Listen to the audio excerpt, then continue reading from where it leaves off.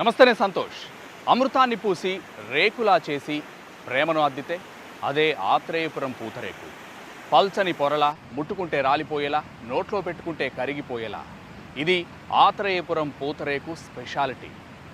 కాలం మారినా, తరాలు మారినా ఇక్కడి పూతరేకు రుచి మాత్రం మారలేదు. అసలు ఈ ఆత్రేయపురం చరిత్ర ఏంటి? ఉడతలు పడుతోంది కేవలం పూతరేకులేనా? ఇక్కడి వారి జీవితాలు కూడానా? తెలుసుకుందాం ఇవాల్టి ఇది జీవితంలో. పదండి.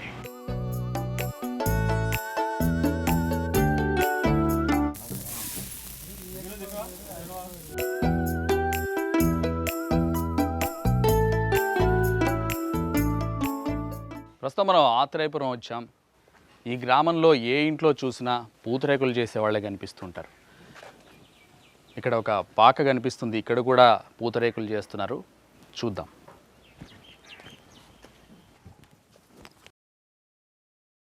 నమస్తే పెద్దమ్మా. నమస్తే. బాగున్నారా? బాగున్నా. పూతరేకులు తిన్నాను హైదరాబాద్లో. ఇట్లా ఆత్రేయపురం పూతరేకులు ఫేమస్ అని విన్నాను. అసలు ఎలా చేస్తారో చూద్దామని వచ్చా ఈరోజు. మాకు చూపిస్తారా? ఇంకా చూపిస్తున్నా. పూతరేకులు చేయాలంటే అసలు ఏం వాడతారు పెద్దమ్మ?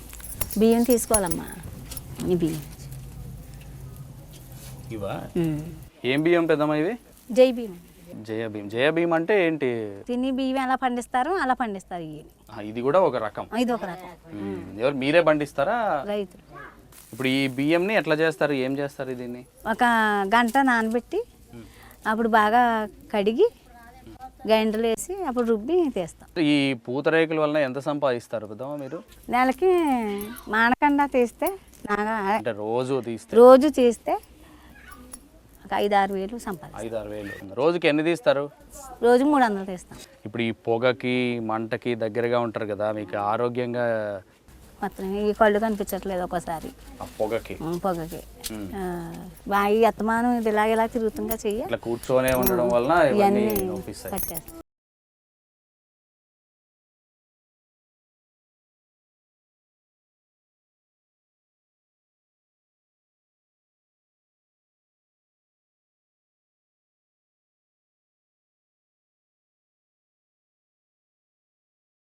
ఇప్పుడు మీరు రేకులు తీస్తారు కదా పెద్దమ్మ, ఇవన్నీ ఏం చేస్తారు మళ్ళీ తర్వాత? మళ్ళీ లెక్క పెడతామమ్మా. ఎలా లెక్క పెడతామంటే ఇలా తీసి దాంతో ఇలా పట్టుకుని ఇలా లెక్క పెడతాం. ఒకటి మరి అట్లా పెట్టుకున్నప్పుడు ఇవి విరిగిపోవడం కానీ ఉండవు. అసలు ఉండవు. బాగా ఎలా ఇసిరేసినా ఇరిగిపోవు. పేపర్ లాగా ఉండిపోతుంది. అలా ఉండిపోతుంది. అంటే ఇట్లా చిరిగిపోవడం కానీ ఉండవు. ఎంత ఇస్తారు మీకు వాళ్ళు? 100కి 130 ఇస్తారు. 100 రేకులు మీరు వాళ్ళకి ఇస్తే 130 ఇస్తారు. మరి ముందు డబ్బులు ఇస్తారు కదా. మీరు వాళ్ళు ముందే పెట్టుబడికి ఇస్తారు? ఇస్తారు. వీటి వలన ఎన్నో అనారోగ్య సమస్యలు, అంటే ఆ హీట్కి ఆ పొగకి ఎన్నో అనారోగ్య సమస్యలు, కళ్ళు పాడవడం, ఈ బ్యాక్ పెయిన్స్ ఇలా ఉన్నా సరే సంపాదన కోసం, తిండి కోసం తప్పదంటూ పెద్దమ్మ చెప్తోంది. ఇంకో చోట అక్కడికి వెళ్ళి అక్కడేం చేస్తున్నారో కనుక్కుందాం. కళ్ళు పాడవడం, బ్యాక్ పెయిన్.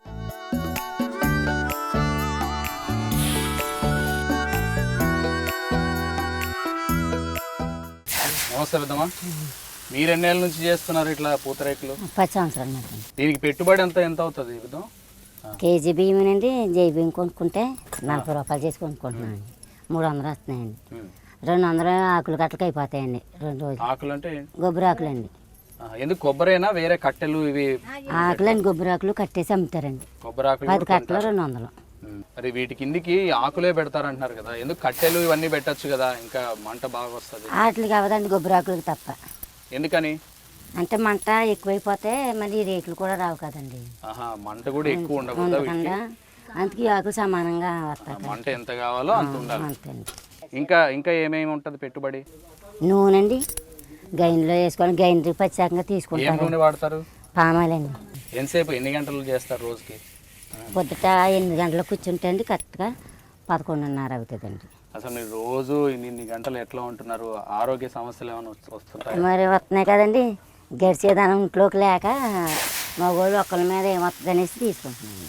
మొత్తం ఈ ఊళ్ళో అంతా ఎంతమంది ఇట్లా పూతరేకుల మీద ఆధారపడి ప్రతి జనమనండి కొద్దిగా 1,000 మంది ఉంటారండి. ఉంటారండి. ఇదే ఆధారం అండి. క్లాత్ ఏంది? బట్ట ఏం బట్ట అది? కాటన్. కాటన్ చీరలు కాటన్ దాంతోనే వస్తుందా మీకు వేరే దాంతో చేయడానికి రాదా? రావండి. పెద్దమ్మా మరి మీరు కష్టపడుతున్నారు కదా, నేను కూడా ఒకసారి రేకు వేయచ్చా, నేర్చుకోవచ్చా? నేర్చుకోండి బాబు. ఒకసారి వేయినా మరి చూస్తావా? వేయండి.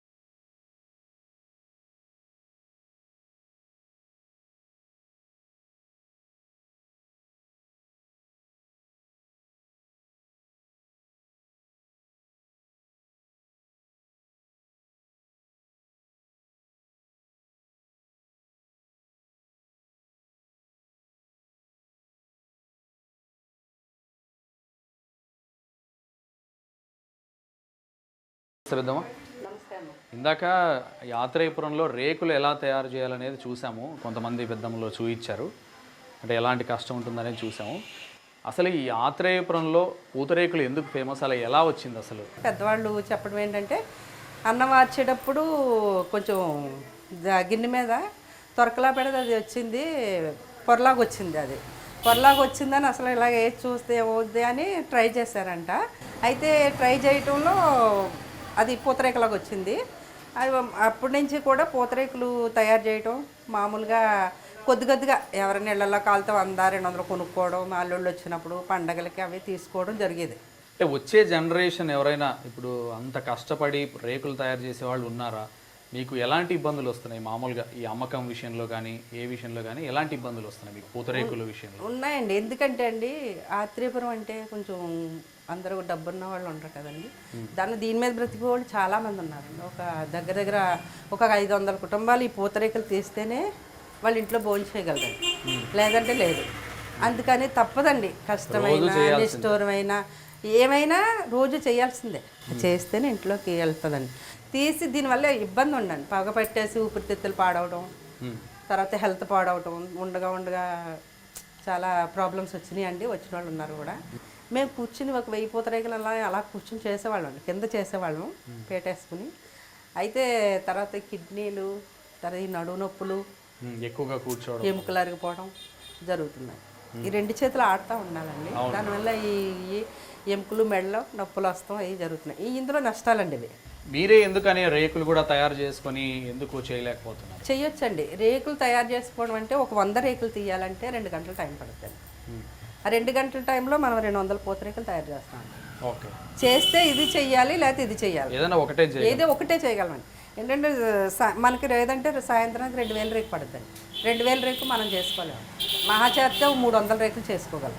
అందుకని మనకు రేకులు సరిపోవు కనుక బయట తీసుకోవాల్సిన పరిస్థితి. పోటీతత్వం పెరుగుతుంది, మీకు ఎట్లా మరి బిజినెస్ ఏమైనా తగ్గుతుందా? రాను తగ్గిందండి, చాలా తగ్గిందండి. అంటే అంతకుముందు తక్కువ షాపులు ఉండడం వల్ల మనం నెరుపుకుంటూ ఊర్లోకి వచ్చేవారండి. కరోనా వచ్చి 2 సంవత్సరాలు అయితే మహా తగ్గిపోయిందండి. ఇప్పుడైతే అలాగా ఏదో మన పాత కస్టమర్లు ఉన్నవాళ్ళు మళ్ళీ మర్చిపోకుండా ఫోన్ చేసేవాళ్ళు, మన క్వాలిటీ తెలిసిన వాళ్ళు మన దగ్గరకు వచ్చి కంటిన్యూగా ఫోన్ చేసే కస్టమర్లు కాబట్టి మీరు అందిస్తున్నాం. పూతరేకు అనే ఒక స్వీటు మీ జీవితాలను ఎంతలా మార్చింది? మార్చిందండి, మా జీవితాన్ని చాలా బాగా మార్చిందండి. ఎందుకంటే మేము నా మ్యారేజ్ అయిన తర్వాత మేము అత్తారింటికి వెళ్తే అక్కడ వ్యవసాయం చేసేవారు మా ఆయన గారు. వ్యవసాయం చేస్తే అక్కడ ఏం కనిపించట్లేదు, మన జీవితం గడవటం కష్టమని మనము తాడేపల్లిగూడెం మా అత్తారు అయితే మేము గిట్టుబాటు కాలేదు. మనం ఈ పూతరేకుల తయారీ మీద అప్పట్లో తక్కువ ఉండేవారు, 30 years బ్యాక్ తక్కువ ఉండేవారు. ఆ తక్కువ ఉండడంలో ఏంటంటే మనం బాగానే పిల్లల్ని చదివించుకున్నామండి. మా పిల్లలు ఉద్యోగాలు చేస్తున్నారు, మాకు కూడా ఏదో ఒక చిన్న ఇల్లు కట్టుకున్నాము. అంత బాగానే నడిచిందండి. కాకపోతే ఏంటంటే 1-2-3 సంవత్సరాల నుంచి మాత్రం బిజినెస్ జరగట్లేదండి. ప్రతి వాళ్ళు కరోనా దగ్గర నుంచి, కరోనా ముందు నుంచి, అదే కరోనా స్టార్ట్ అయిన కాడి నుంచి బిజినెస్ తగ్గట్లేదండి, జరగట్లేదు. ఇప్పుడు ఆత్రేయపురం అనగానే పూతరేకులకి ఫేమస్ కదా, అంటే మిగతా చోట్ల చాలామంది కూడా ఆత్రేయపురం పూతరేకులు అంటూ ఒక పేరు పెట్టి అమ్ముతున్నారు.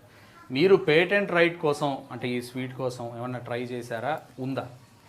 సార్ ట్రై చేసాము. ఎందుకంటే పేటెంట్ రైట్స్ తీసుకోవాలి అంటే ఇప్పుడు నేను ఉన్నాను అనుకోండి, నేను దీనికి పేటెంట్ రైట్స్ తీసుకుంటే నేను ఒక్కదాన్ని అమ్మాలి, ఇక ఆత్రేయపురంలో ఇంకెవరు అమ్మడానికి లేదు. ఇది ఏంటంటే ఇంటిలో చిన్న తరహా పరిశ్రమలు లాంటివి ఇవి, 10 మంది బ్రతికి కుటీర పరిశ్రమ. అయితే అండి దీన్ని నేను ఒకళ్ళే తీసుకుని పేటెంట్ రైట్స్ తీసుకుని ఒక చోట అమ్మి ఊళ్ళో వాళ్ళందరూ నాకు అమ్మి నేను వేరే వాళ్ళకి వేసి అది జరగదండి ఇక్కడ. ఎందుకంటే చిన్న చిన్న బిజినెస్ కదండి, వాళ్ళ ఆర్థిక అందులోనేమో అవసరాల కోసం ఏ రోజుకి రోజు అమ్ముకునే వాళ్ళు ఉంటారు, ₹1 ఎక్కువ అమ్ముకునే వాళ్ళు ఉంటారు, ₹1 తక్కువ అమ్ముకునే వాళ్ళు ఉంటారు. ఒకళ్ళు ఇంట్లో 500 తీసేవాళ్ళు రేకులు ఉంటారు, ఒకళ్ళు ఇంట్లో 200 తీసేవాళ్ళు ఉంటారు. దాని మీద ఇది పేటెంట్ హక్కులు తీసుకోవడానికి అవకాశం లేదండి.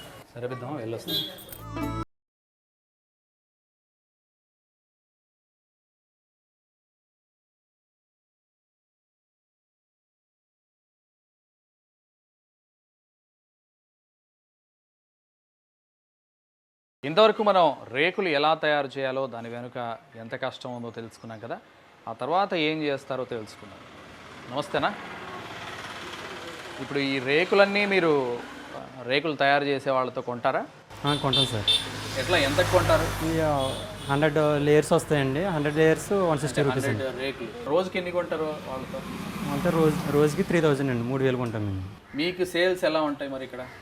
సేల్స్ ఆ రేంజ్లో ఉంటాయా? ఉంటుంది సార్. అంటే డైలీ మా ఎక్స్పోర్ట్ 3000 నుంచి 4000 వరకు ఎక్స్పోర్ట్ అవుతుంది. మొత్తంగా పూతరేకులు ఎన్ని రకాలు ఉన్నాయన్న? బెల్లం టైప్ ఫ్రూట్స్ పూతరేకులు, షుగర్ టైప్ ఫ్రూట్స్ పూతరేకులు, నెక్స్ట్ బూస్ట్ పూతరేకులు, హార్లిక్స్ పూతరేకులు, పాపిడి పూతరేకులు, హనీ పూతరేకులు, చాక్లెట్ పూతరేకులు. నాకు ఒకసారి తయారు చేసి చూపిస్తారా? నేను చూస్తా. ఓకే అండి, చూపిస్తాను.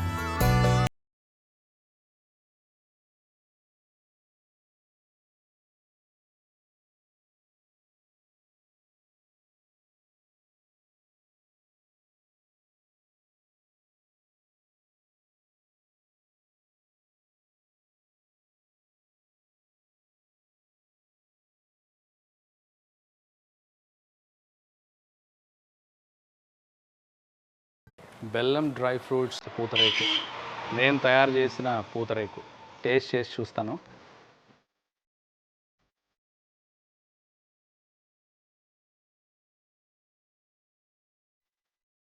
ఆత్రేయపురం పూతరేకు అద్భుతంగా ఉంది టేస్ట్.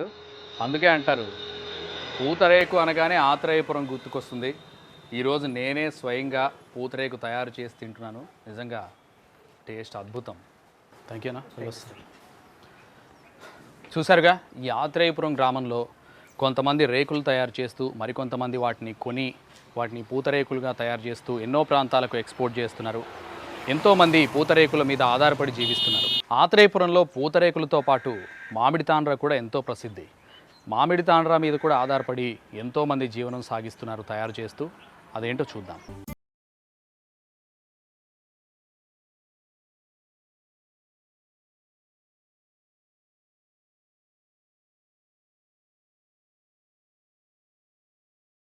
నమస్తే. ఏం చేస్తున్నారు ఇక్కడ? అన్ని మామిడి పళ్ళుగా కనిపిస్తున్నాయి ఎటు చూసినా. ఈ మామిడి తాండ్ర తెస్తున్నాం అండి. అంటే ఆత్రేయపురం అనగానే పూతరేకులు కూడా ఉంటాయి కదా, మామిడి తాండ్ర ఇది ఈ నెల సీజన్ అండి. ఇది ఏం కాయలు ఉన్నాయి? ఇవి కల్టర్ కాయలు అండి. కల్ట్రా కాయలు. కల్టర్ మామిడి తాండ్ర అంటే ఈ కాయలతో చేస్తారా? అవునండి. మిగతా వాటితో ఉన్న వాటితో చేయండి, వీటితో ఎక్కువగా చేస్తాం. ఓహో, అందరూ దీంతో చేస్తారు. ఇవి ఎక్కడి నుంచి తెచ్చారు? కోరుకొండ, తుని, ఓహో, మీకు ఇక్కడ పండవా? ఇక్కడ ఉండవండి, ఇక్కడ తక్కువ అండి. మీకు వ్యవసాయం ఉందా? వ్యవసాయం ఉంది, వ్యవసాయం చేస్తూ ఉంటాం. ఏం పంటలు వేశారు? మా వరి ఉందండి, అట్టి తోటలు ఉన్నాయి, బొబ్బాయి తోటలు ఉన్నాయి. మిగతా ఉన్నాయి. ఈ మామిడి పండ్లు లేరు కాబట్టి సీజన్ కాబట్టి బయట నుంచి తెచ్చి ఈ నెల తెచ్చి బయట నుంచి తెచ్చి మామిడి తాండ్ర ఎలా చేస్తారో చూడాలనుకుంటున్నాను. చూపిస్తారా? చూపిద్దాం.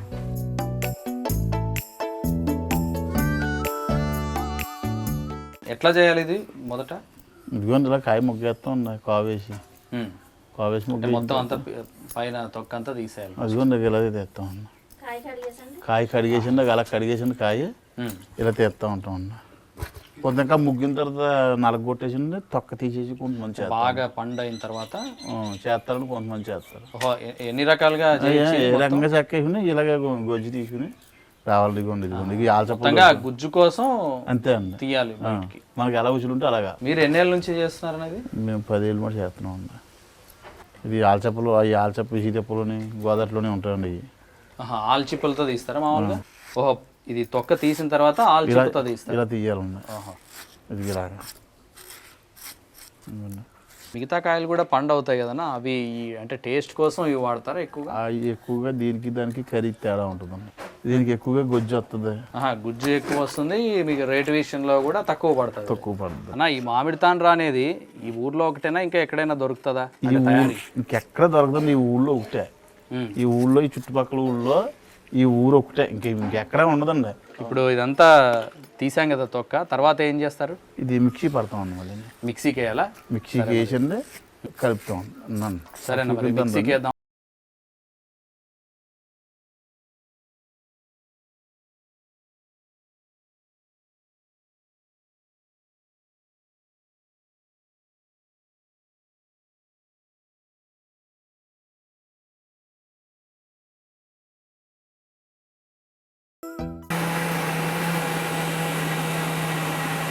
దీంట్లో పందర్ పాలు కలుపుకుంటాం. పంచదార ఇంకా పందర్ ఒకటే కలుపుకుంటాం. ఇది 4 గిన్నెలు అనుకోండి, 2 గిన్నెలు పందర్ వస్తూ ఉంటాం. సగానికి సగం పంచదార అంతే. అలా పోసి కలిపేసిండి, బాగా కలిపేసింది. చేతితోటే కలపాలి నాకు, అప్పుడు కరిగిపోద్ది. అప్పుడు పోతా ఉన్నాం. నేను కలుపునా అండి?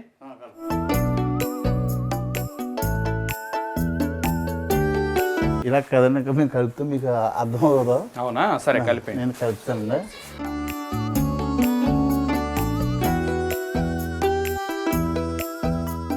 ఇప్పుడు ఇదంతా కలిపిన తర్వాత ఏం చేయాలండి నెక్స్ట్? ఇది పైకి పట్టుకెళ్ళి పొయ్యాలండి, పైన ఆరబోయాలి. 10 రోజులు పొయ్యాలండి. 10 రోజులు ఇలాగ రోజుకి 4 తెరలు పొయ్యాలండి. రోజు పోస్తూనే ఉండాలి? రోజు పొయ్యాలండి. అంటే పోసిన దాని మీదే లేయర్గా పోస్తుంది. అంతే అండి. అది కింద మీరు ఎందుకనండి అట్లా? ఇలాగ సన్నంగా అలాగ దసరా వద్దండి. ఓహో, అది మందంగా రావడానికి తెరలుగా 10 రోజుల పాటు పొయ్యాలండి. పైకి పట్టుకెళ్తారండి.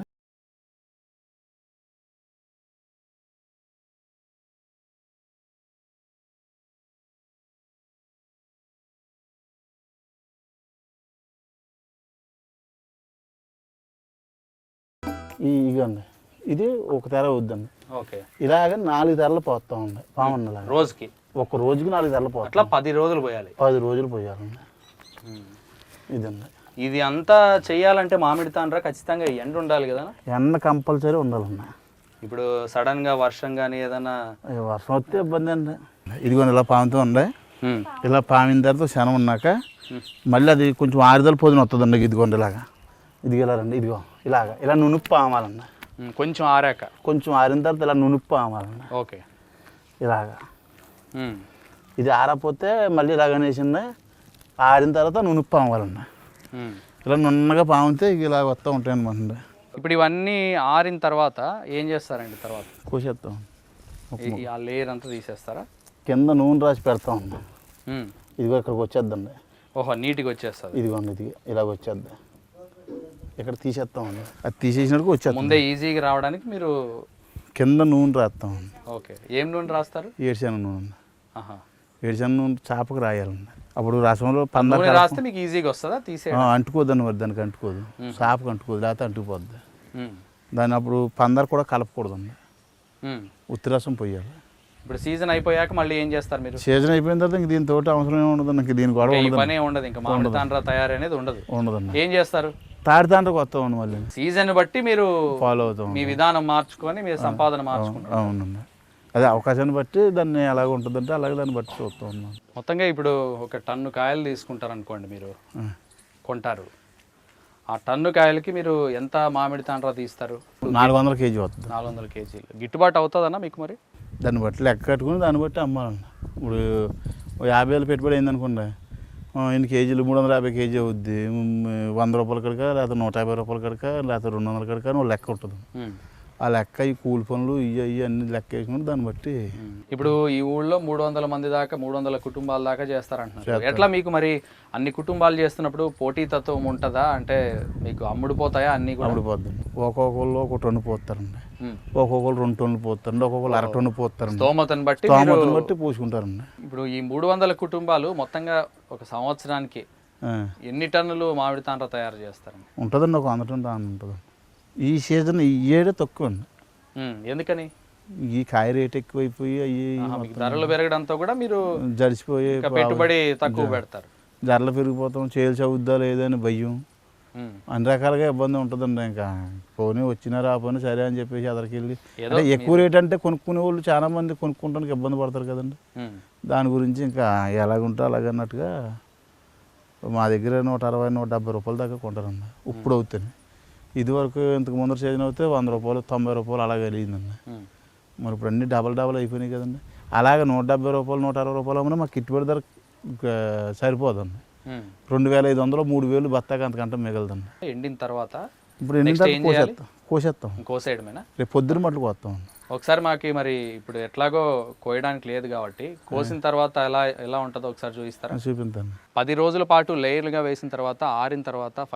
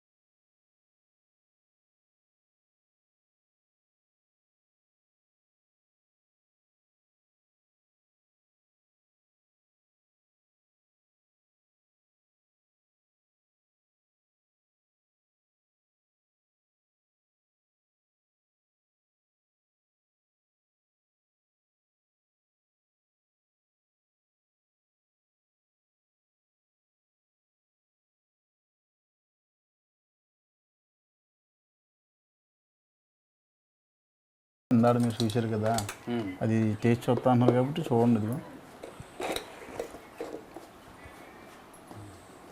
అది మీరు టేస్ట్ చూడండి. ఇది నేను తోస్తాను. ఇది ఇందాక మనం లేయర్స్ పోసాం కదా, ఇట్లా లేయర్స్ వస్తాయి. అది అలాగని పొరపొరల కింద అలాగ వస్తుంది అన్నమాట. ఇందాక 10 రోజుల పాటు లేయర్స్ పోస్తామని చెప్పారు కదా, ఇట్లా దీని మీద లేయర్స్ కనిపిస్తాయి అన్నమాట. మనకి మామూలుగా ప్యాకేజ్ అంతా ఎన్ని కేజీలు చేస్తారు? ఎవరికి ఎన్ని కావాలి దాన్ని చేస్తూ ఉంటాం. అర్ధ కేజీ ప్యాక్ అంటే ఒకటి, కేజీ అంటే అంత చేస్తుంది. KG, 1/2 KG. ఎన్ని రోజుల పాటు నిల్వ ఉంటుంది అన్న ఇది? ఇది ఒక 9 నెలల దాకా నిల్వ ఉంటుందండి. 9 నెలల పాటు చెడిపోదండి. ఏసీలో ఉండాలి. ఏసీలో ఉండాలి. ఓహో, నార్మల్గా అయితే ఒక 2 నెలలు 3 నెలలు ఉంటుందండి. 3 నెలల తర్వాత మళ్ళీ ఇబ్బందిగానే ఉంటుందండి. షేడ్ అయిపోద్దండి. ఇప్పటివరకు చూసాం కదా, 10 రోజుల పాటు రోజుకు లేయర్గా వేస్తామని. ఆ 10వ రోజు తీసిన తర్వాత మనకు ఇలా 10 లేయర్లుగా మనకు కనిపిస్తుంది ఈ మామిడి తాండ్రాలో. ఒకసారి టేస్ట్ చేసి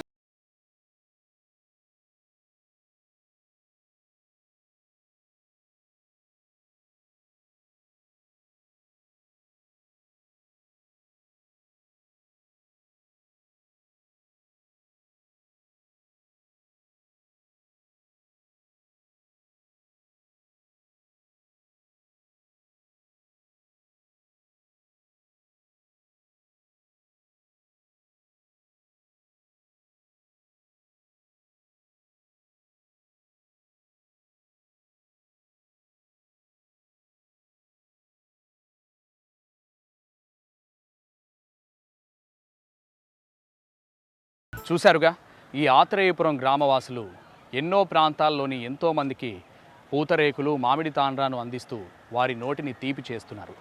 అవి తయారు చేసే క్రమంలో వారు పడే బాధలు కష్టాలపై ఇది జీవితం.